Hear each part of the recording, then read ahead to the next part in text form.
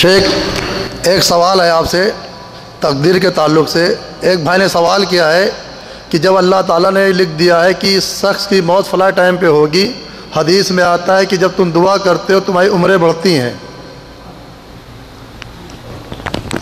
اصل میں تھوڑی سی وضاحت کر دوں۔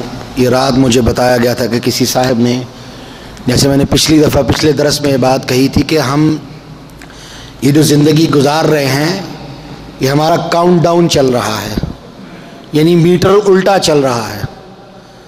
تو ان صاحب نے، ہمارے بھائی ہیں، وہ اس کو سمجھ نہیں سکے اور انہوں نے اعتراض کیا کہ دیکھیں جی یہ بات کیا کتاب و حدیث سے ثابت ہے، کتاب و سنت سے ثابت ہے ایسا؟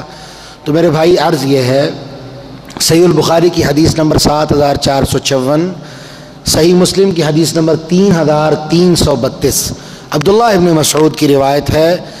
ابن کثیر، جو تفسیر ابن کثیر ہے، اس کے اندر یہ آپ سورۃ الحج کی آیت نمبر 5، جو ایک لمبی آیت ہے جس کے اندر اللہ سبحانہ و تعالیٰ نے انسانیت کی پوری تخلیق کا ذکر کیا کہ پہلے وہ ایک نطفہ ہوتا ہے، پھر اس سے ایک لوتھڑا بنتا ہے، پھر اس سے خون کا ٹکڑا بنتا ہے، یہ سارا سلسلہ اللہ سبحانہ و تعالیٰ نے قرآن مجید میں بیان کیا۔ اس کی تفسیر میں بھی اس حدیث کو دیکھ سکتے ہیں کہ عبداللہ ابن مسعود بیان کرتے ہیں کہ رسول اللہ صلی اللہ علیہ وسلم نے فرمایا جب بچے اندر روح پھونکی جاتی ہے تو ایک فرشتہ آ کے اس کی پوری زندگی کے معاملات طے کر لکھ دیتا ہے کہ اس بچے کا نام کیا ہوگا، کہاں پیدا ہوگا، عمر کتنی ہوگی، رزق کتنا ہوگا، بدبخت ہوگا کہ نیک بخت ہوگا، یہ ساری چیزیں اس کی لکھ دی جاتی ہیں۔ اور یہی تقدیر ہے جس کے اوپر ہمیں ایمان لانے کا حکم دیا گیا ہے کہ تقدیر کے اوپر ایمان لے کے آؤ کہ وَبِالْقَدْرِ خَيْرِهِ وَشَرِّهِ مِنَ اللَّهِ تعالی، کہ تقدیر خواہ وہ اچھی ہے یا بری، وہ اللہ کی طرف سے ہے۔ اب رہا یہ سوال کہ جی اللہ کے رسول نے کہا ہے دعا کرنے سے عمر لمبی ہوتی ہے، صدقہ کرنے سے رزق بڑھتا ہے، عمر لمبی ہوتی ہے، وغیرہ وغیرہ۔ میرے بھائی یہ ساری چیزیں ہماری تقدیر کا ہی ایک حصہ ہیں، ساری چیزیں ہماری تقدیر کا ہی ایک حصہ ہیں۔ مجھے کیا پتا ہے میری تقدیر کیا لکھی ہوئی ہے؟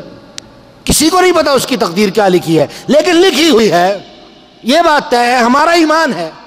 اور اس کے اندر ہی یہ معاملات لکھے ہوئے ہیں کہ اس شخص کی عمر میں اتنے سارا اضافہ کر دیا جائے گا، کیوں؟ وہ یہ کام کرے گا جو اس کی عمر میں اضافے کرنے کا سبب بن جائے گا، جو بھی بات اس کی تقدیر کے اندر لکھی ہوئی ہے۔ اور یہ بات واضح ہو جائے کہ ہمارا عقیدہ ہونا چاہیے کہ یمحو اللہ ما یشاء ویثبت وعندہ ام الکتاب، کہ تقدیر لکھنے والا اللہ ہے اور اس اللہ ہی کو یہ اختیار حاصل ہے کہ وہ جو چاہے تقدیر سے مٹائے، جو چاہے اس کے اندر لکھ دے۔ یہ اللہ نے قرآن میں کہا ہے یمحو اللہ ما یشاء ویثبت، جو چاہے اسے برقرار رکھے، جو چاہے اسے مٹا دے، یہ اللہ کے اختیار میں ہے۔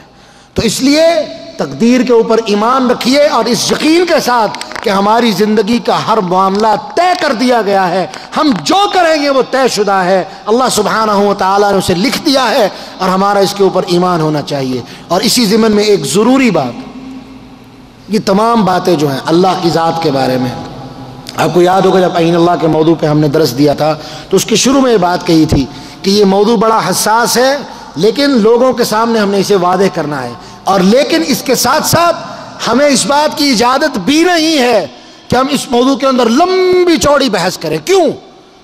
یہ موضوعات ایسے حساس موضوع ہیں کہ جب انسان ان کے اوپر لمبی چوڑی بحثوں میں پڑتا ہے تو گمراہی کی طرف چلا جاتا ہے۔ اور یہی بات اللہ سبحانہ و تعالیٰ نے قرآن مجید میں کہی، ام تريدون ان تسألوا رسولكم كما سئل موسى من قبل، کیا تم اپنے رسول سے اس طرح سوال کرنا چاہتے ہو جس طرح بنی اسرائیل نے موسیٰ علیہ السلام سے کیے تھے، سوال پہ سوال، سوال پہ سوال، سوال پہ سوال۔ اور انس رضی اللہ عنہ نے فرمایا، اللہ کے رسول کی حدیث بیان کی کہ اللہ کے رسول نے فرمایا لوگوں کثرت سے سوال نہ کیا کرو۔ کیوں؟ کہ اللہ سبحانہ و تعالیٰ نے تم سے پہلے کئی امتوں کو اسی جرم کی وجہ سے تباہ و برباد کر دیا تھا۔ ایمان رکھیے، یقین رکھیے، اور بس ہمارا یقین ہے کہ تقدیر ہے، اس کا لکھنے والا اللہ ہے، وہ جو چاہے مٹائے، جو چاہے ثابت رکھے، لیکن ہمارے معاملات اس نے طے کر دیے ہیں اور ہمارا اس کے اوپر یقین ہے، اور اس کا انکار کرنے والا وہ کافر ہے۔ وآخر دعوانا الحمدللہ۔